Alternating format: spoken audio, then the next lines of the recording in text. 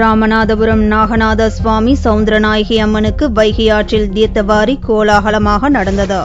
ராமநாதபுரம் தேவஸ்தான சமஸ்தானத்துக்கு பாத்தியப்பட்ட நயினார் கோவிலில் ஆண்டுதோறும் தைப்பூச தீர்த்தவாரி வெகு விமர்சையாக நடந்து வருகிறது. இந்த ஆண்டு திருவிழா ஞாயிற்றுக்கிழமை நடந்தது. இக்கோவிலில் வீற்றிருக்கும் நாகநாதர் சவுந்திரநாயகி அம்மனுக்கு தைப்பூச விழாவை முன்னிட்டு சிறப்பு பூஜைகள் செய்யப்பட்டன. பின்னர் மஞ்சக்கொள்ளை வைகையாற்றில் சுவாமி மற்றும் அம்மனுக்கு தீர்த்தவாரி நடத்தப்பட்டது. சுற்று வட்டார பகுதி பக்தர்கள், விவசாயிகள் ஆடு கோழிகளை நேர்த்திக்கடனாக செலுத்தி சுவாமி தரிசனம் செய்தனர்.